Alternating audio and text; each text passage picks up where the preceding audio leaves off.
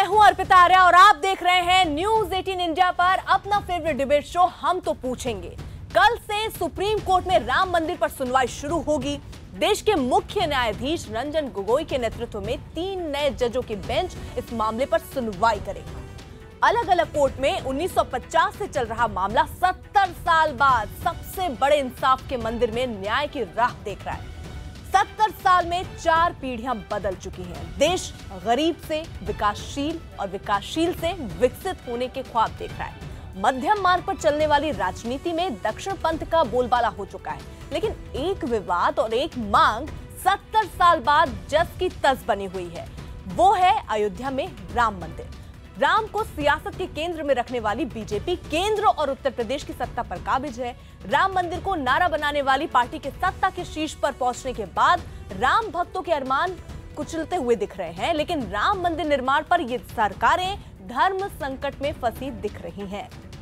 RSS, BHP से लेकर राम मंदिर के हक में आवाज उठाने वाले संगठन अध्यादेश से लेकर कानून लाने तक की मांग कर रहे हैं, लेकिन फैसला लेने वाली सरकार दो राहे पर खड़ी है। हालांकि पीएम मोदी ने साफ जरूर कर दिया कि सुप्रीम कोर्ट के फैसले से पहले अयोध्या में मंदिर के लिए सरकार अध्यादेश नहीं लाएगी। प्रधानमंत्री के इस बयान से उनके कुछ विरोधी चुप रहने को मजबूर हैं। संविधान में प्रधानमंत्री और उनके दल की आस्था पर सवाल उठाने वालों ने अब सरकार की आलोचना के लिए दूसरा रास्ता खोज लिया है। प्रधानमंत्री के मत को उनके सहयोगियों और विरोधी दोनों को खुश करने वाला बयान बताया जा रहा है, लेकिन कुछ इसे सत्ता का धर्म संकट कह रहे हैं। इन वाद विवादों से परे ये सवाल जस का तस है कि क्या अयोध्या में राम मंदिर निर्माण का रास्ता जल्द खुलेगा या फिर 70 साल का इंतजार और लंबा होगा। कई सवाल हैं जो आज हम तो पूछेंगे कि क्या सियासी फायदे के लिए लंबे समय से राम मंदिर मामले में अड़चन डाली जा रही है। क्या मौजूदा हालात में लोकसभा चुनावों से पहले कानून के जरिए राम मंदिर की राह मुमकिन है। क्या अयोध्या में राम मंदिर निर्माण के लिए कोर्ट के बाहर समझौता मुमकिन है। राम मंदिर पर धर्म संकट और इन सवालों पर हम बड़े पैनल से करेंगे बड़ी चर्चा, लेकिन पहले नजर पूरे घटनाक्रम पर। जय श्री राम। हम तो पूछेंगे में बड़ी बहस, राम मंदिर पर धर्म संकट। राम मंदिर का मसला कोर्ट में अटका पड़ा है और अटक रहेगा, ये बताने के लिए प्रधानमंत्री जी की जरूरत नहीं है। हमें मालूम है अगर हमको कोर्ट से ही निर्णय लेना था उस वक्त, तो इतना बड़ा आंदोलन 25 साल पहले हमने क्यों किया। तभी हम कोर्ट में जाना चाहिए था और जो कोर्ट में फैसला होगा हम मान लेते थे, लेकिन आंदोलन हुआ। आप 3 तलाक कानून ला सकते हैं, ST/SC बना सकते हैं, लेकिन राम मंदिर का मुद्दा क्यों नहीं बना रहे हैं आप। इसलिए हम लोग ये चाहते हैं मोदी जी से कि आप अभी समय है, कानून बनाइए और राम मंदिर बनाइए। यह स्पष्ट मत है कि हिंदू समाज अनंत काल तक न्यायालय के निर्णय की प्रतीक्षा नहीं कर सकता। हमारी ये समझ है कि उचित मार्ग ये होगा कि संसद द्वारा कानून बनाकर भगवान श्री राम की जन्मभूमि पर भव्य मंदिर का मार्ग अभी प्रशस्त किया जाए।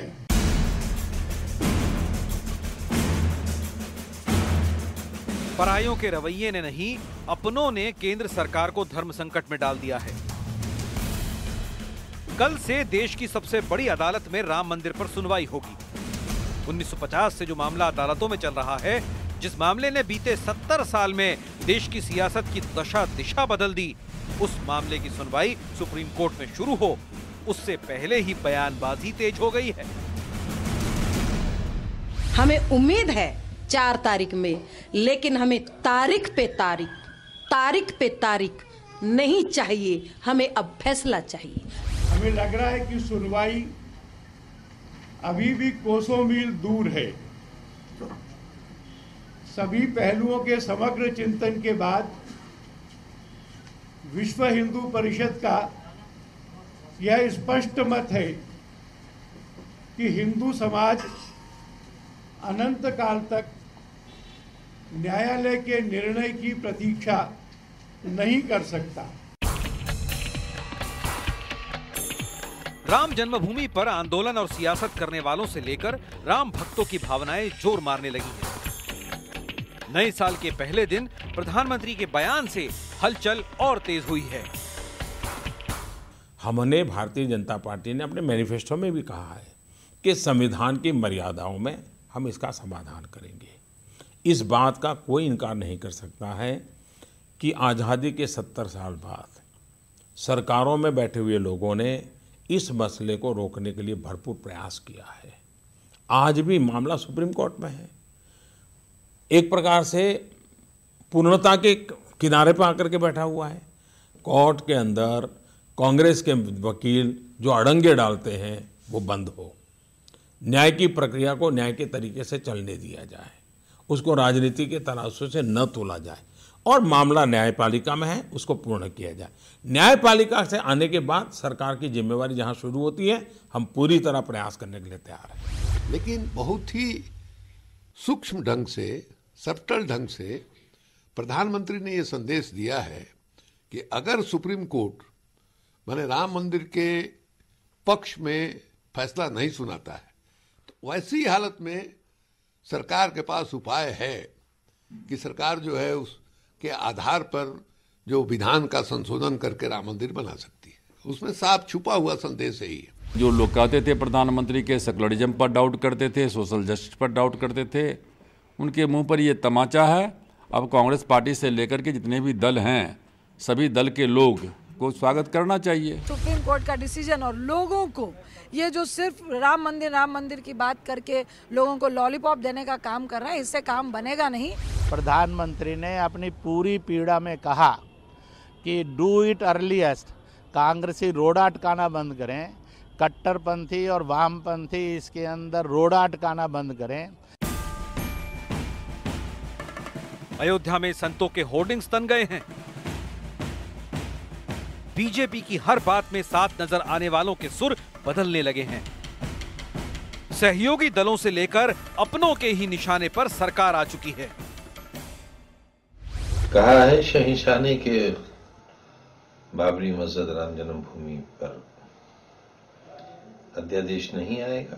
मैंने बात वजाहत कर दी भाई कि संवैधानिक रूप पे हम कोई ऑर्डिनेंस बना नहीं सकते। अब ये उम्मीद लगाने के लिए लोगों की ये बात फिर और कह दी है कि सुप्रीम कोर्ट का वर्डिक्ट आने के बाद इस पर गौर करेंगे, जबकि उस वक्त भी कुछ नहीं कर सकते। प्रधानमंत्री जी ने बड़े संतुलित शब्दों में न्यायपालिका के प्रति अपना विश्वास व्यक्त किया है और उनके विश्वास पे कोई शक करने की गुंजाइश नहीं उठती। हम तो पूछेंगे कि क्या एससी के फैसले तक राम मंदिर का निर्माण रुकना चाहिए? और अब सुनिए आज का सबसे बड़ा सवाल। हमारा सवाल है कि क्या सुप्रीम कोर्ट के फैसले तक राम मंदिर का जो निर्माण है वो रुकना चाहिए? अगर आपका जवाब हाँ है तो STP स्पेस Y लिखिए, अगर आपका जवाब नहीं है तो STP स्पेस N लिखिए और अपनी राय 51818 पर भेज दीजिए। ट्विटर पर भी आप अपनी राय शेयर कर सकते हैं, #STP और #राम मंदिर के जरिए आप वहां पर अपनी राय दे सकते हैं।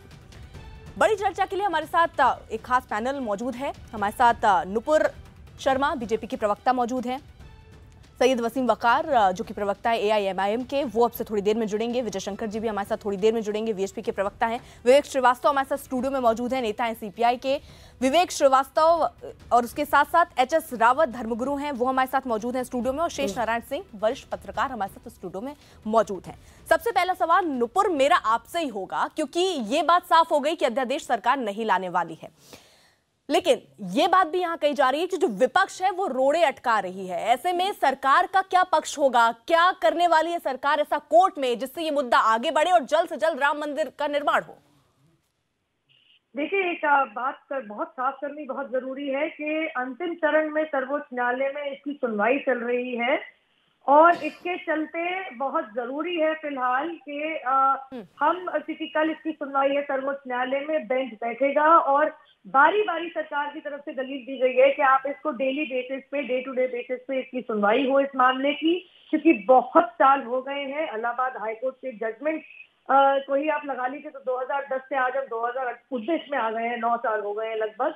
मैं इतना कहना चाहूंगी कि क्योंकि मैंने इसकी सुनवाई सर्वोच्च न्यायालय में लगभग सारी ही अटेंड करी है, मैं इतना बता सकती हूँ कि एक के बाद एक कांग्रेस के समर्थक वकील या कांग्रेस के खुद के बड़े दिग्गज नेता जो वकालत के प्रोफेशन में भी हैं, हर कोई ना कोई छोटे बड़े बहाने से इसकी सुनवाई पे रोक टोक लगाने की पूरी कोशिश पे है। नुपुर, ये बात अगर एक बात बताइए, विपक्ष का जो काम है, चलिए मान लेते हैं इस मुद्दे पर भी विपक्ष जो है अटकाने की कोशिश कर रही है, लेकिन पक्ष तो आपका मजबूत होना चाहिए ना। अगर आपके इतने इरादे मजबूत हैं तो वहां पर इरादे मजबूत दिखाइए और ये दिखाइए कि आप वहां पर आगे निकल गए विपक्ष से। क्यों नहीं हो रहा है? आप ये कहना चाह रही हैं कि विपक्ष का काम है कि राम भगवान के अस्तित्व पे ही सवाल खड़ा कर दें? आप ये कह रहे हैं वहां अस्तित्व का सवाल नहीं है, आप ये कह रहे हैं कि उस पर फैसला लाने में अटका रही है विपक्ष। उस सवाल को मैं कह रही हूँ कि पक्ष आप है, आप क्यों नहीं, आप जाके अपना पक्ष इतना सुदृढ़ क्यों नहीं रखते कि आपकी बात सुनी जाए? केवल ये कह देने से कि विपक्ष वहां मामला अटका रहा है, हमारी यहाँ जिम्मेदारी, हमारी जवाबदेही खत्म हो जाती है क्या? मैडम, आप शायद खुद पर्सनली वहां पे नहीं थी। मैं आपको एक बात बहुत क्लियर करना चाहती हूँ, क्योंकि इसकी हर हियरिंग में मैं खड़ी हूँ। कोर्ट में जितनी साफ तरीके से दलील भारतीय जनता पार्टी की सरकार ने रखी है, किसी और राजनीतिक दल की आज तक ना हिम्मत हुई ना उनकी ऐसी नीयत थी। और मैं आपको एक बात समझा दूं तो अस्तित्व की बात तो आती है, क्योंकि ये वही कांग्रेस पार्टी है जिसके वकील नेता वहां खड़े होकर कह रहे हैं कि राम जन्मभूमि के मामले को डिले की जाए, इसकी सुनवाई को डिले की जाए, जिन्होंने कुछ 10 साल पहले सर्वोच्च न्यायालय में ये दलील दी थी राम सेतु मामले में कि राम भगवान को। ठीक है, रुकिए नुपुर, 1 मिनट, वही पुरानी बातें आप वापस से दोहरा रही हैं। यहाँ पर सवाल यही है कि आखिरकार अब क्या कदम उठाए जाएंगे सरकार की तरफ से, कोर्ट में क्या ऐसी बातें कही जाएंगी जो सुनी जाएंगी? यहाँ पर विवेक श्रीवास्तव नेता सीपीआई के हैं। विवेक श्रीवास्तव, आपको क्या लग रहा है कि क्या जो सरकार कदम उठा रही है वो सही है, अपना पक्ष मजबूत तरीके से रख ले रही है, या हर बार केवल विपक्ष पर आरोप लगा देना कि विपक्ष कुछ नहीं कर रही, हम एक अकेली ऐसी सरकार है जो वाकई राम मंदिर के पक्ष में है, बाकी विपक्ष में, केवल इससे हो जाएगा, बन जाएगा राम मंदिर इससे?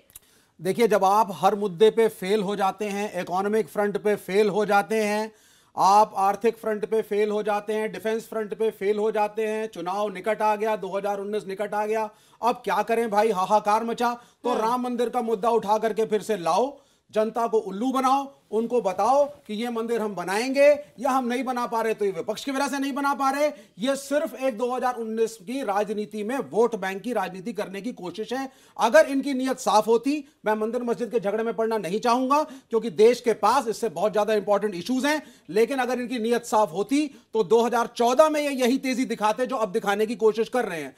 जब 2019 आता है, संतों का एक जमावड़ा खड़ा हो जाएगा, अयोध्या में एक भीड़ खड़ी हो जाएगी, शिवसेना वहां पहुंच जाएगी, शिवसेना कहेगी मैं बीजेपी से ज्यादा बड़ा हिंदू भक्त हूं, इसलिए भैया हिंदुत्व का प्रतीक मुझे माना जाए, और एक कॉम्पिटिटिव पॉलिटिक्स मूर्ख बनाने के लिए पब्लिक को, जिसको आपने छला है, इशू होना चाहिए कि मेट्रो का किराया रोहिणी से लेकर के शाहीन बाग तक 60 रुपए क्यों है, और गरीब लेबरर मेट्रो के बजाय फिर से साइकिल से फैक्ट्री क्यों जा रहा है। ये इशू नहीं है इस देश के अंदर। मेडिकल की फीस, सुनिए पहले आप मुझे बोलने दीजिए, उसके बाद इशू ये नहीं है। अरे सुनिए आप, इशू लेट मी कंप्लीट, मेरी बात पहले मेरे को कंप्लीट करने दीजिए। 1 मिनट आप कंप्लीट करिए, 30 सेकंड आपके पास, 30 सेकंड मेरी बात का जवाब 30 सेकंड दे रही है, मुझे बोलने दीजिए। देश में मुद्दा बड़ा है भाई, मुझे 30 सेकंड मिलेंगे, बोलने दीजिए। 100 करोड़ हिंदू की आस्था से बड़ा कौन सा मुद्दा हो सकता है इस देश में? उसके पेट और रोटी का मुद्दा, रोजगार का मुद्दा, हेल्थ केयर का मुद्दा बंगाल में नहीं है क्या? राम के कोई खिलाफ नहीं है, बंगाल के कोई खिलाफ नहीं है, केरल में यह मुद्दा नहीं है क्या? राम के कोई खिलाफ नहीं है, मुद्दा नहीं है क्या? ना कोई राम के खिलाफ है, ना कोई रहमान के खिलाफ है, लेकिन गरीब का साथ दो पहले। मुझे ये बताओ, हिंदू की आस्था का मामला मुद्दा नहीं है,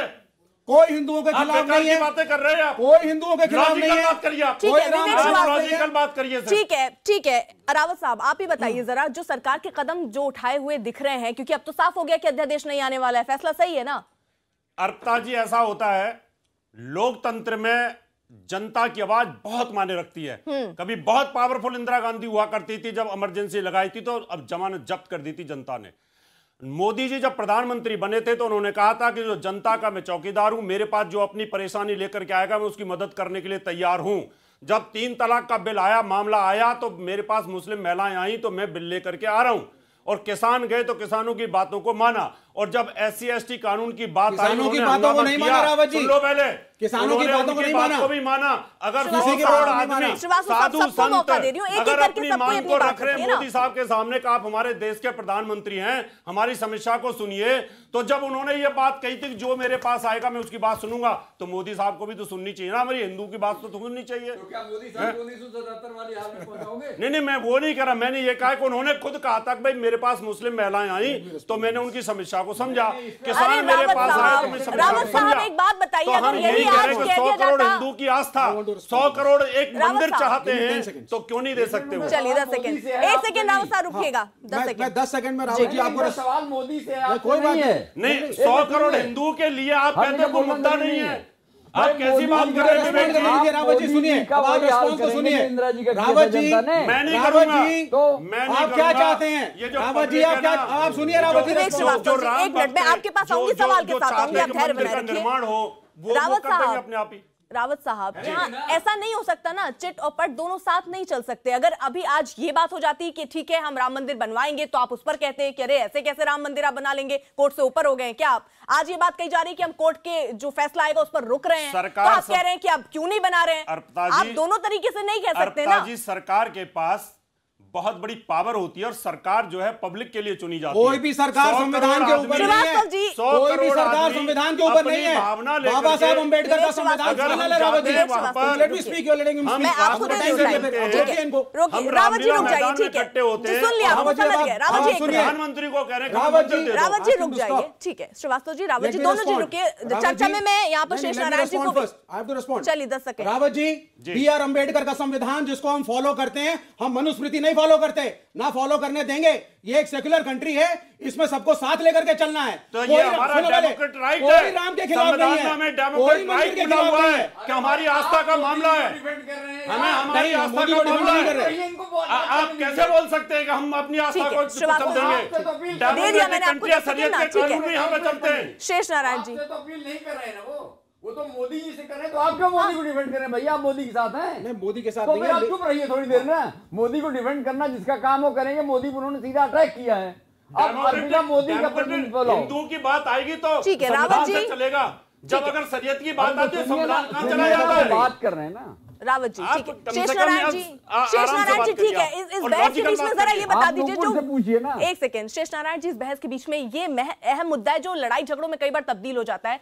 आपको लग रहा है कि कहीं लोकसभा का जो चुनाव है उससे पहले कोई रास्ता राम मंदिर की तरफ जाता हुआ नजर आ रहा है? कुछ हो सकता है। नरेंद्र मोदी जी ने जो संविधान की शपथ लेके प्रधानमंत्री हैं, अभी स्मिता प्रकाश के इंटरव्यू में उन्होंने साफ साफ कह दिया है कि कोर्ट में प्रोसीजर है, उसमें अड़ंगे लोग लगा रहे हैं, ये भी उन्होंने कहा।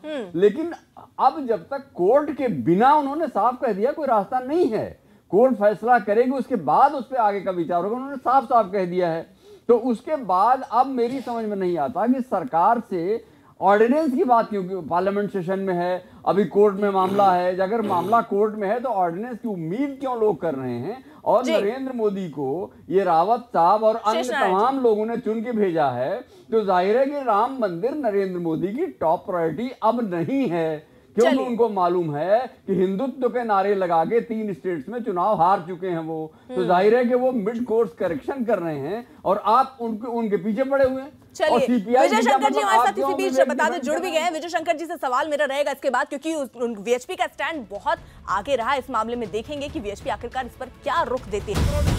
आस्था से बड़ा कौन सा मुद्दा हो सकता है इस देश में? उसके पेट और रोटी का मुद्दा, रोजगार का मुद्दा, हेल्थ केयर का मुद्दा। बंगाल में नहीं है क्या? राम के कोई खिलाफ नहीं है, वह बंगाल में के कोई खिलाफ नहीं है, केरल में यह मुद्दा नहीं है क्या? राम के कोई खिलाफ नहीं है, मुद्दा नहीं है क्या? ना कोई राम के खिलाफ है, ना कोई रहमान के खिलाफ है। बात का जवाब दीजिए, गरीब का साथ दो पहले, मुझे ये बताओ, हिंदू की आस्था का मामला मुद्दा नहीं है, कोई हिंदुओं के खिलाफ नहीं है, बातें कर रहे हैं, कोई हिंदुओं के खिलाफ नहीं है। बात करिए, बात करिए। ठीक है, विजय शंकर जी हमारे साथ जुड़ चुके हैं स्टूडियो में। विजय शंकर जी, सवाल मेरा बहुत सीधा सा ये है कि पीएम मोदी ने एक लाइन में बता दिया कि यहाँ भाई अध्यादेश हम नहीं लाने वाले हैं। वीएचपी कह रही थी मैं दबाव बनाएंगे और उसके बाद ये कोशिश करेंगे कि कानून या अध्यादेश लाए। अब वीएचपी का स्टैंड क्या होगा, एक लाइन में बताइएगा। देखो, जाकी रही भावना जैसी, प्रभु मूर्ति देखी तिन तैसी। किसी के बयान को जिसकी जैसी दृष्टि होती है, जिसकी जैसी सोच होती है, वो वैसे ही देखता है। हम ये मानकर चलते हैं कि अभी इस सरकार के 100 दिन शेष हैं और इस सरकार का, भारतीय जनता पार्टी का हिंदू समाज से कमिटमेंट है कि मंदिर बनाएंगे, मंदिर वहीं बनाएंगे। स्पष्ट तो हो गया, आप 100 दिन का इंतजार क्यों? ये तो बता दीजिए, स्पष्ट हो गया। एक मिनट। अब इससे सर्वोच्च इंसान क्या बोलेगा? पीएम मोदी खुद सामने आके बोल रहे कि अध्यादेश नहीं ला रहे हैं। हमने कब अध्यादेश की बात कही है? आपने कानून की बात, जितनी बार हम डिबेट में शामिल हुए आपने कहा कानून लाए या अध्यादेश लाए, इसके लिए आप दबाव बना रहे थे ना। कानून की बात आज आप अपनी लाइन से भटक रहे हैं। एक बात सुनिए, आप सुनिए, पहले बात सुन लीजिए। हमने बार बार ये कहा है कि मंदिर शीघ्र बनना चाहिए, इसी सत्र में बनना चाहिए, इसी सरकार के रहते हुए बनना चाहिए। कैसे बनेगा विजय शंकर जी, बता दीजिए कैसे बनेगा? कुछ विकल्प है आपके पास? विकल्प कुछ सुझाव दे सकते हैं आप? विकल्प संसद है। अभी एक आपने कमलनाथ मध्य प्रदेश के मुख्यमंत्री ने वंदे मातरम बंद करा दिया गया था। सारे देश में इतना बड़ा बाउंडर खड़ा हुआ कि दोबारा उनको वापस आना पड़ेगा, नहीं वंदे मातरम कराएंगे, बैंड बाजा के साथ कराएंगे। जन प्रवाह इतना प्रबल होता है कि किसी भी शासक को झुका देता है और शासक को झुकना पड़ता है जनता के सामने, और जो शासक नहीं झुकता वो टूट जाता है। ये बात समझिए आप। तो अब वीएचपी क्या करने वाली है? वीएचपी संतों के मार्गदर्शन में चलने वाला संगठन का नाम है वीएचपी। 31 तारीख को धर्म संसद है। देश का संत किसी भी पार्टी का नहीं है, वो स्वतंत्र निर्णय करता है। जो संत निर्णय करेंगे वीएचपी उसका अनुमोदन करेगी और सारे देश में लेकर के उस मैसेज को जाएगी जो संत तय करेंगे 31 तारीख को इलाहाबाद में। मतलब अब सरकार से उम्मीद नहीं है ना आपको? देखो रास्ते में जो नहीं है ना सरकार से उम्मीद, मतलब सरकार ने क्लियर कर दिया, आप तो कोर्ट का साथ देंगे या फिर साधु जो काम करेगी सरकार करेगी, जो काम करेगी सरकार। कौन करेगा? सरकार के अलावा कौन करेगा? मैंने कहा सरकार जन दबाव। आप तो कह रहे साधु संत जो कहेंगे वो करेंगे ना? हम वो करेंगे सर। भाई आप घुमा रही हैं बात को। हम आप जो कह रहे हैं सर वही बोल रही हूँ मैं। मैंने अपने कोई शब्द इसमें इस्तेमाल नहीं किए सर। आप घुमा रही हैं। मैं कह रहा हूँ कि साधु संत जो तय करेंगे उस अभियान को लेकर के विश्व हिंदू परिषद सारे देश में जाएगी। मार्ग की कठिनाइयां तो सरकार हटाएगी, वो साधु संत थोड़ी हटाएंगे। और हमने कहा कि जन दबाव पे आगे कोई भी सत्ता झुकती है। अभी हमने आपको मध्य प्रदेश की सत्ता को झुकते बताया है, और कोई भी सत्ता झुकती है मतलब तो आप सरकार को झुकाने का प्रयास करेंगे, दबाव बनाने की कोशिश भी करेंगे। बिल्कुल हम सत्ता को झुकाएंगे और सत्ता को मंदिर के निर्माण की बाधाएं हटाने के लिए विवश करेंगे। ठीक है, असीम वकार जी हमारे साथ हैं। असीम वकार, पीएम मोदी कोर्ट के साथ जाने की बात कर रहे हैं कि जब तक कोर्ट में ये मामला सुलझ नहीं जाता उसके बाद सरकार कोई आगे कदम उठाएगी। सहमत हैं आप? अच्छा बोला पीएम मोदी ने?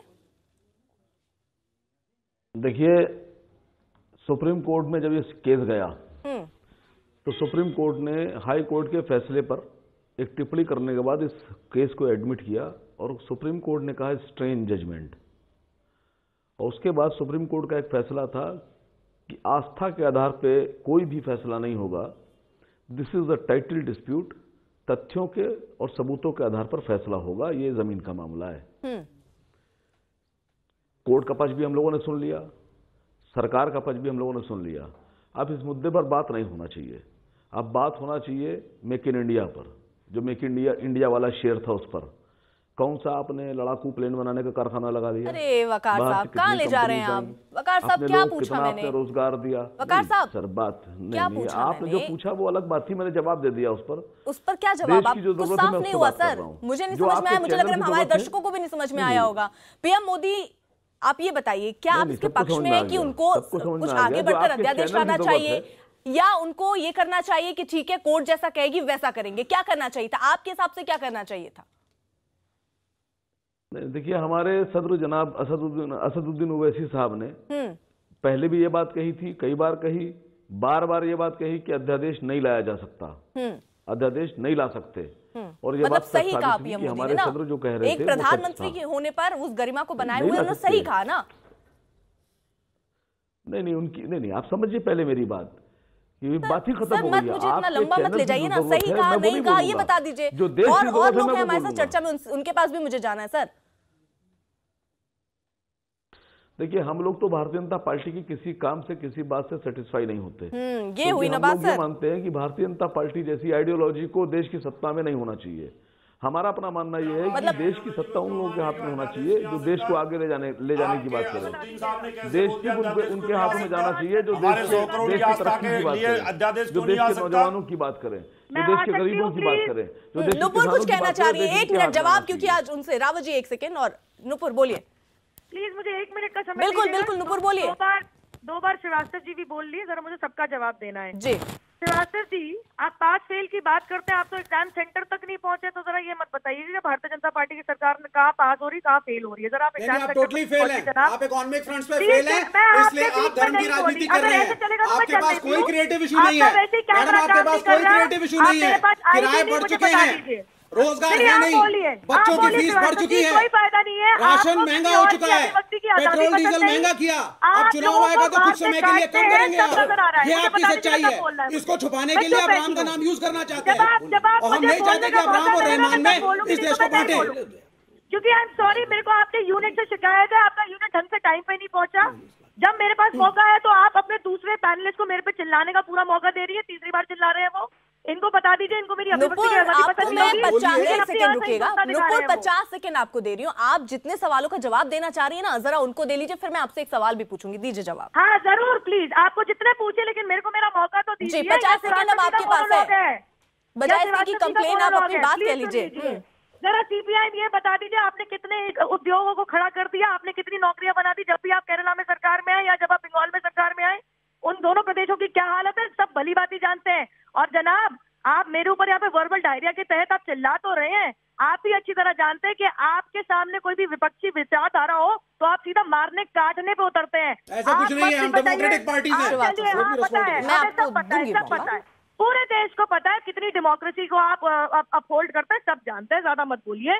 मैं बात एक सवाल एक और आया था, एक सवाल और आया था कि राम मंदिर के ऊपर क्यों चुनाव आ रहे, तो राम मंदिर भाई साहब, जब 2015 में भी हमारे डॉक्टर महेश शर्मा गए अयोध्या, 2016 में भी उत्तर प्रदेश के चुनाव के पहले योगी आदित्यनाथ जी गए, डॉक्टर महेश शर्मा रोजी रोटी तो आप दे नहीं पाना। राम मंदिर पे वो बोल रही है बहुत देर बाद, राम मंदिर पे बोल लेने दीजिए उनको। यही बोले, फिर इनको अपनी आवाज से इतना प्रेम है, लेकिन देश को नहीं। बिल्कुल हमें देश से प्रेम है, हमें देश से प्रेम है, आपको नहीं है। आपको देश को बांटने में मजा आ रहा है, आपने पहले भी देश का विभाजन कराया, अभी राम मंदिर पे बोल रही है, सुन लेते हैं। नुपुर बोलिए। हाँ, लेकिन देश को आपसे प्रेम नहीं, तभी रोजी रोटी पे भी बोल लो, रोजी रोटी पे भी बोल लो, महंगाई पे भी बोल लो, जो कराया। आज राम मंदिर की चर्चा हो रही है ना सर, राम मंदिर पे बोल लेने दीजिए उनको पहले। नहीं, राम मंदिर तो इन्होंने मुद्दा बनाया क्योंकि और कुछ बोलने के लिए है ही नहीं इनके पास। MBA की फीस, IIT की फीस, इंजीनियरिंग की फीस, MBBS की फीस, बोलो इसके ऊपर क्या बोलोगे। एक आम बच्चा MBBS अगर करता है 50 लाख से 1 करोड़ रुपया लगता है। क्या किया है आपने 4 साल में? कुछ नहीं किया है। आप राम को मुद्दा बना रहे हैं, आप राम मंदिर बना रहे हैं। ठीक है, जवाब भी लिया जाता है, केवल सवाल नहीं पूछ सकते ना हम चर्चा में। सर जवाब दे रही है वो, सुन लीजिए उनको। ये असहिष्णु है, ये इंटॉलरेंट है, इनका वजूद शून्य। इंटॉलरेंट आप हैं विजय श्रीवास्तव, माफ कीजिएगा लेकिन अब मैं आपको आखिरी बार टोक रही हूँ। आपकी सरकार के तहत जो लोग मरते हैं, आपने क्या उनको जस्टिस दी? नुपुर, नुपुर मैं आपको, नुपुर मेरी बात सुन लीजिए। आप देखिए, आप राम मंदिर का जो मुद्दा है, क्योंकि ये आस्था से जुड़ा मुद्दा है, बहुत लोगों को आप उम्मीद थी, सरकार से उम्मीद थी कि इस सरकार में, लोग ये कहते थे कि इस सरकार में नहीं तो किसी की सरकार में नहीं। सर ये लोगों का मानना था, लेकिन उसके बाद भी क्या मिल रहा है लोगों को?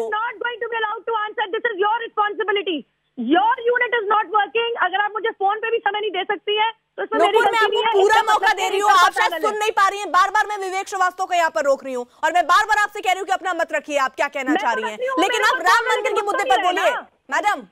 मैडम आपको भी मैं सुनाना चाहती हूँ कि 2015 में जब डॉक्टर महेश शर्मा अयोध्या गए, 2016 में मुख्यमंत्री बनने से पहले योगी आदित्यनाथ गए, डॉक्टर महेश शर्मा दोबारा गए, तो यही तमाम लोग जो पैनल पर राम मंदिर की दुहाई दे रहे हैं, ये पूछ रहे थे ये क्यों गए ये लोग अयोध्या, क्यों पूछ रहे थे ये लोग? जरा अगर थोड़ा सा अगर गूगल यूज करना आता है तो सर्च कर लीजिए, तमाम न्यूज आर्टिकल आएंगे। हमारे अन्य नेतागण, सीनियर नेता गए अयोध्या पे, और सिर्फ अभी नहीं, जब हम सरकार में नहीं थे, विपक्ष में थे, तब भी उन्होंने ये बात रखी कि राम मंदिर का निर्माण, भव्य राम मंदिर का निर्माण के लिए हम बिल्कुल कमिटेड है। और सिर्फ हम लोग हैं जो वहाँ पे सुप्रीम कोर्ट में। नुपुर 1 मिनट रुकिएगा आप, कि मंदिर का मुझे बोलने देंगे आप कि हाँ मंदिर का निर्माण वही होना चाहिए। अब मैं एक और चीज नुपुर एक बात बताइए, इंटरेस्टिंग बात करी, क्या मंदिर तो ऐसे राहुल गांधी भी जा रहे हैं, मंदिर जा रहे हैं, क्या ये मान लिया जाए वो मंदिर बनवाएंगे? केवल बोल सकती हूँ, मुझे कुछ सुनाई नहीं दे रहा, फोन भी कट गया। नहीं फोन कटा नहीं, अब आप हमारे साथ लाइव जुड़ चुकी हैं, आपके पास मैं आऊंगी जरा। मैं यहाँ पर विवेक श्रीवास्तव काफी देर से कुछ कहना चाहते थे। विवेक श्रीवास्तव 10 सेकेंड। 10 सेकंड में मैं सिर्फ इतना कहना चाहूंगा कि ये नौटंकी जो भारतीय जनता पार्टी करती आ रही है 1992 से लेकर के आज तक, ये नो लेट मी, आप बीजेपी हैं क्या? आप बीजेपी हैं क्या? आप मोदी के साथ हैं क्या? आप बीजेपी हैं क्या? आप बीजेपी हैं? नौटंकी नहीं बोलोगे आप। राम मंदिर को नौटंकी किसी ने नहीं कहा। बात करिए। Late me speak. सबसे पहले बात है भारतीय जनता पार्टी की नौटंकी की पॉलिटिक्स, भारतीय जनता पार्टी की नौटंकी की पॉलिटिक्स जो देश को तोड़ रही है, हिंदू वर्सेस मुसलमान में, इसकी मुखालिफत पूरे देश को करनी चाहिए। आपके पास जब कोई इशू नहीं रह जाता डेवलपमेंट का, जब आपके पास इकोनॉमिक्स का कोई इशू नहीं रह जाता, जब चुनाव वापस आ जाते हैं तो संतों का एक जमावड़ा खड़ा करके आप राम राम कहना शुरू करते हैं। आप बच्चों की फीसों को कम करिए, आप रियल एस्टेट के प्राइसेस को कम करिए, आप पेट्रोल के प्राइसेस को कम करिए, आप पढ़ाई सस्ती करिए, बच्चों की पढ़ाई महंगी है, राशन सस्ता करिए, क्यों नहीं करते हैं? मिनिमम वेजेस लागू करिए, क्यों नहीं करते हैं? क्योंकि इन इश्यूज पे आप फेल हैं, और जब आप इस पे फेल हो जाते हैं तो आप कहते हैं राम राम राम और हम राम मंदिर बनाएंगे, क्योंकि इसके अलावा कहने के लिए आपके पास कोई उपलब्धि नहीं है। You are a failed government because you don't know how to govern. आपको देश को चलाना आता ही नहीं है, आप हर तरीके से फेल हुए हैं। दंगे आपने करवाए, लड़ाइयां हिंदू मुस्लिम की आपने करवाई, बॉब लिंचिंग आपने करवाई, और आज देश का क्या हाल किया है आपने? इकोनॉमिक्स को देखिए आप, और ये फर्जी आंकड़े देने से देश नहीं डेवलप होने वाला। देश को डेवलप करने के लिए इकोनॉमिक मॉडल लाओ पहले। मंदिर जो देश को तोड़ रही है, हिंदू वर्सेस मुसलमान में, इसकी मुखालिफत पूरे देश को करनी चाहिए। आपके पास जब कोई इशू नहीं रह जाता डेवलपमेंट का, जब आपके पास इकोनॉमिक्स का कोई इशू नहीं रह जाता, जब चुनाव वापस आ जाते हैं तो संतों का एक जमावड़ा खड़ा करके आप राम राम कहना शुरू करते हैं। आप बच्चों की फीसों को कम करिए, आप रियल एस्टेट के प्राइसेस को कम करिए, आप पेट्रोल के प्राइसेस को कम करिए, आप पढ़ाई सस्ती करिए, बच्चों की पढ़ाई महंगी है, राशन सस्ता करिए, क्यों नहीं करते हैं? मिनिमम वेजेस लागू करिए, क्यों नहीं करते हैं? क्योंकि इन इश्यूज पे आप फेल हैं, और जब आप इस पे फेल हो जाते हैं तो आप कहते हैं राम राम राम और हम राम मंदिर बनाएंगे, क्योंकि इसके अलावा कहने के लिए आपके पास कोई उपलब्धि नहीं है। You are a failed government because you don't know how to govern. आपको देश को चलाना आता ही नहीं है, आप हर तरीके से फेल हुए हैं। दंगे आपने करवाए, लड़ाइयां हिंदू मुस्लिम की आपने करवाई, बॉब लिंचिंग आपने करवाई, और आज देश का क्या हाल किया है आपने? इकोनॉमिक्स को देखिए आप, और ये फर्जी आंकड़े देने से देश नहीं डेवलप होने वाला। देश को डेवलप करने के लिए इकोनॉमिक मॉडल लाओ पहले। मंदिर तो कल से राम मंदिर के मुद्दे पर सुनवाई शुरू होगी। उम्मीद कोर्ट से ही लगाकर यहाँ पे बैठी गई, क्योंकि पीएम मोदी का जब बयान आया तो ये साफ हो गया कि अध्यादेश फिलहाल सरकार नहीं लाने वाली है। लेकिन नुपुर, सवाल यहाँ ये भी, एक बयान आया महंत नृत्य गोपाल दास का। उन्होंने कहा कि भाई बहुमत बीजेपी को इसलिए दी गई ताकि वो आएगी और भव्य राम मंदिर का निर्माण होगा, और उन्होंने कहा कि अगर ऐसा नहीं होता है तो बीजेपी का बंटाधार करेंगे। समझ रही हैं? मतलब विपक्ष आपके खिलाफ थी ही, वो तो रहेगी ही, संघ समाज भी आपके खिलाफ जा रहा है। क्या 2019 की राह बहुत मुश्किल दिख रही है नुपुर? देखिए, मैं इतना कहना चाहूंगी कि हमारा कमिटमेंट तड़ से तड़ नहीं होगा। सिर्फ हम इकलौती पार्टी हैं जो इसको लेकर लड़ रही है। मैं एक चीज और स्पष्ट करना चाहती हूँ, क्योंकि मेरे ख्याल से इस पैनल में ज्यादा वकील लोग नहीं हैं। अध्यादेश की बात करी, अध्यादेश 3 तलाक में अभी पार्लियामेंट में क्या उसका हर्षे आप अच्छी तरह जानती हैं, क्या वो कानून बन गया, वो कानून पारित हो गया? जब हमें पूर्ण विश्वास है, और ये 3 तलाक का कानून कोर्ट से नहीं आया है, कोर्ट में बैन हुआ, इंप्लीमेंटेशन में बहुत कमी रही, हमारे कोर्ट में बॉल डाली कोर्ट ने कि आप चाहें तो कानून पारित कर सकते हैं। हम अध्यादेश लाए सितंबर में, और आप सब देख सकते हैं कि विपक्षी पार्टियों ने क्या हर्षय कर रखा है, उसके ऊपर बहस भी करने को तैयार नहीं है। अब अगर जब आखिरी अंतिम चरण के ऊपर इतनी बड़ा, बहुत ही आस्था का मुद्दा है, ये छोटा मोटा मुद्दा नहीं है, राम भगवान के अस्तित्व और आस्था का मुद्दा है, जब ये अंतिम चरण पे है सर्वोच्च न्यायालय में, जरा मुझे बता दीजिए भी अध्यादेश क्या कर लेगा? कोर्ट, हमें पूरा यकीन है हमारी लड़ाई पे, हमारे तथ्यों पे और हमारे विश्वास पे, हमें पूर्ण विश्वास है, हमारी आस्था पे हमें पूर्ण विश्वास है कि राम भगवान का मंदिर तो वहीं बनेगा।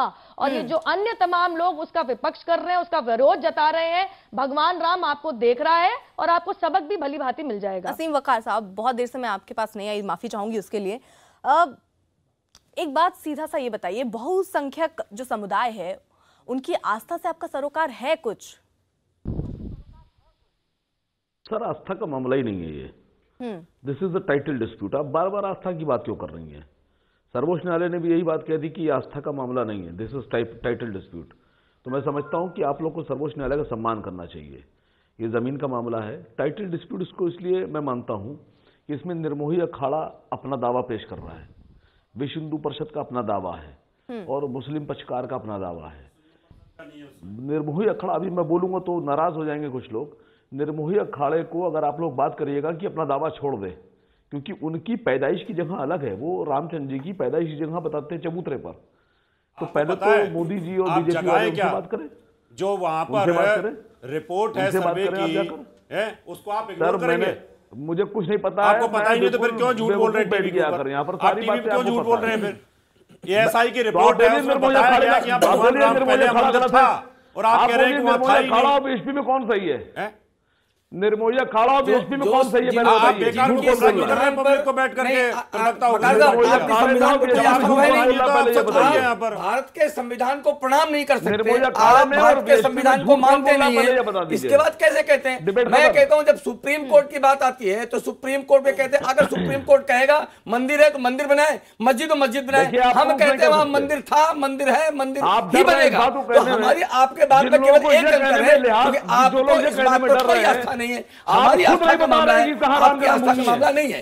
दूसरा, आज भी अयोध्या में वकाल साहब, आज भी अयोध्या में केवल राम मंदिर के भगवान राम के दर्शन करने लोग जाते हैं, बाबर के दर्शन करने नहीं जाते, बाबरी मस्जिद के दर्शन करने नहीं जाते। इसलिए आप हिंदुओं की आस्था के साथ में आप भारत के इतिहास को भी खंगालते हैं, इतिहास को भी अपमान करते हैं। ये केवल आस्था नहीं, आस्था और भारत के इतिहास का भी मामला है। इसलिए आप दोनों को लांछित करते हैं। आपको इस संविधान से कोई लेना देना नहीं है। आप भारत के संविधान को प्रणाम नहीं कर सकते हैं, तो आप भारत के संविधान की बात कैसे कर सकते हैं? आपने टाइटल शूट मक्का, आप बताइए मक्का टाइटल शूट हो सकता है क्या? कभी भी मक्का कभी टाइटल शूट हो सकता है क्या? ये बताइए आप मेरे एक प्रश्न का उत्तर दे दीजिए। कभी भी मक्का टाइटल शूट हो सकता है क्या? वेटिकन टाइटल शूट हो सकता है क्या? आप पहले प्रश्न का उत्तर दे दीजिए, इसके बाद आगे बढ़िए। ईमानदारी से बताइए। मैं बताता हूँ, आप बताइए, एक प्रश्न का उत्तर ले लीजिए। मक्का कभी टाइटल शूट हो सकता है क्या? नहीं,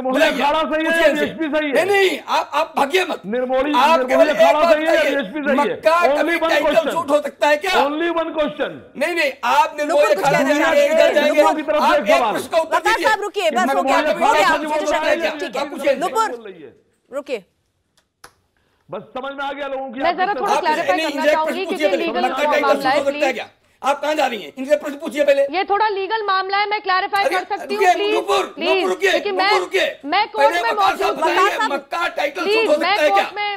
वकार साहब जवाब नहीं दे रहे, आपको पूरा मौका मिलेगा, लड़ाई झगड़ा हो रहा है, सुन ले एक एक बात। आपने लिया कहाँ? आपने लीजिए ना। जो वकार साहब देंगे जवाब, विजय शंकर जी पूछ रहे हैं। नुपुर एक सेकंड जरा, बहुत मैंने विजय शंकर जी का एक बार पूछ लेती हूँ, जवाब देंगे वकार साहब आप जो पूछ रहे हैं? सीधा जवाब दीजिएगा प्लीज। किसी बोलिए, क्या ये पूछ रहे हैं क्या मक्का टाइटल शूट हो सकता है? ये सवाल है इनका, सीधा जवाब दीजिएगा, बहुत घसीटिएगा मत, क्योंकि चर्चा में और लोग भी हैं, उनको भी वक्त मुझे देना है। चाह रहे हैं मक्का कहाँ गया? मक्के में बताइए ना, आपके लिए जो मक्का है हमारे लिए वो अयोध्या है। आप बताइए मक्का टाइटल शूट हो सकता है क्या? वकार साहब बिल्कुल मत घूमिए, आप बहुत बढ़ चढ़ के बात कर रहे थे। मक्का टाइटल शूट हो सकता है क्या? कुछ नहीं, ओनली वन क्वेश्चन। बाकी सारी बातें आपकी झूठी सही है। आप बताइए मक्का टाइटल शूट हो सकता है क्या? सही है या बीएसपी सही है? आप संविधान को प्रणाम करते हैं? आप भारत के संविधान को प्रणाम करते हैं? दो प्रश्न हो गए। भारत के संविधान को प्रणाम करते हैं और मक्का टाइटल शूट हो सकता है? दो प्रश्न का उत्तर दे दीजिए, आगे बढ़िए। ये जवाब तो आपको कोर्ट में भी देना होगा। आप बताइए ना, संविधान को प्रणाम करते हैं आप? संविधान को प्रणाम करते हैं और मक्का टाइटल शूट हो सकता है क्या? मैं केवल दो बातों का उत्तर मांग रहा हूँ, इसके बाद आगे बढ़िए आप। कोर्ट में भी दोनों साथ नहीं है। आप बताइए ना, आप भारत के संविधान को प्रणाम कर सकते हैं क्या? मक्का टाइटल शूट हो सकता है क्या? केवल दो बातों का उत्तर, सीधा सादा सवाल है, अब हाँ ना करिए ना, क्यों बात रहे हैं? अखाड़ा सही या बीएसपी सही? ओनली वन क्वेश्चन, इसके अलावा कहीं जाऊंगा ही नहीं। Only one question. देश के हिंदू पूछ रहे हैं, दुनिया के हिंदू पूछ रहे हैं, निर्मोही अखाड़ा सही या बीएसपी सही? आपके पास कोई जवाब नहीं है, कोई जवाब नहीं है। हम आपसे ये पूछ रहे हैं, हमारी आस्था का मामला है, आपके लिए ये मक्का टाइटल शूट हो सकता है कि जवाब क्यों नहीं दे रहे? रावत जी एक सेकंड, नुपुर को मौका देना पड़ेगा मुझे। नुपुर देखिए वकार साहब, पहले मैं आपको एक बात क्लैरिफाई कर दूं, आप डिसाइडिंग अथॉरिटी नहीं है कि भगवान, मैं प्लीज बोल सकती हूँ, मैं किसी के बीच में नहीं बोल रही थी, please Rawat ji 1 second please रुकिएगा, मुझे प्लीज 20 सेकंड दीजिए मुझे। बिल्कुल नूपुर बोलिए। वकार साहब, आप डिसाइडिंग अथॉरिटी नहीं है, भगवान राम का जन्म कहाँ हुआ था कहाँ नहीं हुआ था, और अगर ज्यादा ही जानने की अगर आप में इतनी एंथुजियाज्म है, डॉक्टर के मोहम्मद जब अफसर थे एएसआई के, तो उन्होंने अपनी किताब में साफ लिखा है कि पहले तो वहां मंदिर ही था और वो जो मस्जिद का ढांचा है बाद में बना था, कहीं बरसों बाद बना था। दूसरी बात, आप यहां पूछ रहे हैं कि ये आस्था का मामला नहीं है। जनाब, आपके जानने के लिए बहुत जरूरी होगा, इस्माइल फारूकी इसी मामले में ये डिसाइड हुआ, जो अड़ंगे डालने के आपके पक्ष के जो वकील थे, उसके लिए कॉन्स्टिट्यूशन बेंच ने ये कहा चीफ जस्टिस के सर्वोच्च न्यायालय में कि सॉरी, इस्माइल फारूकी रिव्यू नहीं होगा, इसका मतलब कि मस्जिद का जरूरी है ही नहीं नमाज पढ़ना। अगर आप नमाज पढ़ना चाहते हैं आप कहीं भी पढ़ सकते हैं, ये बात फाइनल है as per the law of India. तीसरी बात, आप हमें मत बताइए, आप डिसाइडिंग अथॉरिटी नहीं है राम भगवान का जन्म स्थान कहाँ है। आप जरा बता दीजिए कि शिया सही बोल रहे हैं, सुन्नी सही बोल रहे हैं, क्योंकि शिया तो कह रहे हैं कि वहां राम मंदिर बनना चाहिए, और आप बता दीजिए नहीं शिया सही बोल रहे हैं, सुन्नी सही बोल रहे हैं, क्योंकि शिया मुसलमान को कह रहे हैं वहां पे बनना चाहिए राम भगवान का मंदिर। बताइए ना, आप किसके साथ हैं, आप किसके साथ हैं, आप अगर ये तय कर दीजिए, आप ओवैसी पार्टी के प्रवक्ता हैं कि निर्मोही अखाड़े के प्रवक्ता हैं, आप करिए फिर बात करते हैं, बात करते हैं। आप प्रवक्ता किसके हैं, निर्मोही अखाड़ा के हैं कि ओवैसी के पार्टी के हैं? एआईएमआईएम ने मुसलमानों के लिए कुछ नहीं किया, आप बताइए शिया के साथ है सुन्नी के साथ है, आप बोल दीजिए, आप ओवैसी के पार्टी का प्रवक्ता हैं या निर्मोही अखाड़े के प्रवक्ता हैं? सीधा सीधा उत्तर देना है, कई उत्तर तो देते नहीं, भागते रहते हैं, ज्ञान देते रहते हैं देश को। भगवान नहीं है, राम हमारे भगवान है, आप भगवान नहीं है, राम भगवान है। अरे मैं साहब को बहुत छोटा कि आप शिया के साथ है या मैं बहुत सुन्नी के छोटा साथ आदमी है, हूं, मैं भगवान हो भी नहीं सकता, कोशिश भी ना कीजिए, मैं बहुत गुनहगार हूं, मैं भगवान हो भी नहीं सकता, मैं खाली इतना पूछ रहा हूं बीजेपी का स्टैंड क्या है, जज भी नहीं है, बीजेपी का स्टैंड क्या है? नहीं, मैं भगवान नहीं हूं, मैं बहुत कमजोर सा, मैं गरीब सा, एक बहुत गुनहगार आदमी हूं, मंदिर तो वही मंदिर का कोई शौक नहीं है, मैं कह रहा हूं मंदिर तो वही बनेगा, बातें मत करके ये बता मंदिर तो वही बनेगा, बीजेपी का स्टैंड क्या है? मंदिर तो वही बनेगा, मंदिर तो बता तो रही हूं, मंदिर तो वही बनेगा, इसलिए इसी को हल्ला में चाहिए। सब बातें गई, हवा हो गई। आप बताइए, सुन्नी के साथ है, सुन्नी मुसलमान के साथ है। सबसे पहली चीज है, जवाब नहीं दिया, जो जनता इस प्रोग्राम को देख रही है, सुनिए पहले नूपुर, जो जनता इस प्रोग्राम को देख रही है वो ये देखिए कि बीजेपी के राज्य में यह देश किस दिशा में जा रहा है। एक तरफ हिंदू, एक तरफ मुसलमान, आपस में डिस्प्यूट और आपस में लड़ाई, हम किस तरह के देश की ओर बढ़ रहे हैं? नूपुर, हम देश को किस तरफ ले जा रही है? संसद शून्य, वजूद शून्य, दो लोग तो छोड़ो अपनी पार्टी में, दो लोग की पार्टी तो बनो, दो लोग की पार्टी तो बनो। मेरा जो दर्शक है वो नहीं समझ पा रहा है आप क्या कह रहे हैं या लोग क्या कह रहे हैं। रुकिए 1 मिनट विवेक जी। नुपुर, यहाँ सवाल यही है, क्योंकि उम्मीद आपकी सरकार से थी, नहीं बनते हुए दिख रही है राम मंदिर, क्योंकि क्लियर हो गया, प्रधानमंत्री कह चुके अध्यादेश नहीं आएगा, कोर्ट का ही फैसला मान्य होगा जो कोर्ट कर रही है। अब आगे आप एक बात बताइए, आपकी पार्टी भी वही बात कर रही है और दूसरी पार्टी कर रही है, तो क्या माहौल केवल बना रही है? विवेक एक सेकंड जवाब ले लीजिए। नहीं विवेक रुकिए, नहीं रुकिए, एक सेकंड अभी मुझे जवाब, अभी आपने बोल लिया, मेरे सवाल का जवाब दीजिए पहले, मेरे नुपुर मेरे सवाल का जवाब दीजिए जो मैंने पूछा। मुझे आपका समय को आपको सवाल सुनाई नहीं दिया। Let me respond for 10 seconds now. सबसे पहली चीज है, जो दर्शक इस प्रोग्राम को देख रहे हैं वो इस चीज को देखें, भारतीय जनता पार्टी ने क्या कल्चर इस देश में लाया है कि हिंदू सारे एक तरफ पोलराइज हो रहे हैं, मुसलमान सारे एक तरफ पोलराइज हो रहे हैं, और भारतीय जनता पार्टी बैठ करके मजे ले रही है। कश्मीर में हिंदू पलायन करा रही है, देखते हैं कश्मीर में हिंदू पलायन एक तरफ हो जाओ, मुसलमान एक तरफ हो जाओ, आपस में एक दूसरे का सर फोड़ो और डेवलपमेंट की कोई बात मत करो। यही बीजेपी करना चाहती है, क्योंकि डेवलपमेंट की पॉलिटिक्स इनके पास है नहीं। इस प्रोग्राम में पिछले 2 मिनट से 3 मिनट से 5 मिनट से हिंदुओं के सारे नेता एक तरफ से बोल रहे हैं, मुसलमान एक तरफ से बोल रहे हैं, और दोनों एक दूसरे के ऊपर चप्पल चला रहे हैं। ये हम देश को किस दिशा में ले जा रहे हैं? नूपुर, ये देश को आप किस दिशा में ले जा रहे हो बताइए। सभी को मैं रोकना चाहूंगी, सभी को रोकना चाहूंगी। नुपुर रुकिए आप एक सेकंड, ये पॉलिटिक्स ऑफ डिवीजन है। नहीं रुक जाइए विवेक जी, शेष नारायण जी, रुकिए नुपुर। ठीक है नुपुर, मैं वापस से आऊंगी, फिर से सवाल के साथ आऊंगी कि क्या सारे सवाल बीजेपी से ही उठ रहे हैं, और वापस मैं एक सवाल के साथ आऊंगी। यहाँ शेष नारायण जी काफी देर से वो हमारे साथ है। नहीं, मैं आपसे मेरी एक रिक्वेस्ट है, आप सुनेंगी मेरी बात। नुपुर मैं आऊंगी आपके पास, मुझे मौका देना। शेष नारायण जी, क्या आपको लगता है कि लोकसभा चुनाव से पहले कुछ हो सकता है राम मंदिर को लेकर, या सिर्फ, और एक बहुत बड़ा सवाल ये भी कि अब ये भी कहा जा रहा है कि बीजेपी 2019 में काम के नाम पर अब राम के नाम पर भी जाना उनके लिए मुश्किल हो गया। अब केवल एक ही रास्ता बचा है, विकास, उसी के नाम पे वोट मांग सकती है, क्योंकि अब राम के नाम पे तो जहां तक लोग कह रहे हैं नहीं मिलेगा वोट। नहीं, मैं तो नहीं कहूंगा कि किसके नाम पे वोट मिलेगा। मेरे से पूछे ये सवाल। नहीं नुपुर आपसे नहीं है, रुकिए आप एक सेकंड। शेष नारायण जी, मैं तो ये नहीं कहूंगा किसके नाम पे वोट मिलेगा, किसके नाम पे नहीं मिलेगा। नरेंद्र मोदी जी ने 2014 में वेव थी पूरे देश में, और उन्होंने प्रॉमिसेस किए थे, और उन प्रॉमिसेस को अब चुनाव अभियान शुरू कर चुके हैं, रोज एक सभा कर रहे हैं।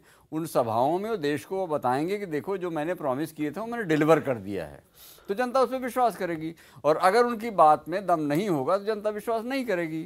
जहाँ तक राम मंदिर का सवाल है, उन्होंने अपने पिछले 2014 के घोषणा पत्र में भी कहा था कि संविधान के दायरे में रह के राम मंदिर बनेगा।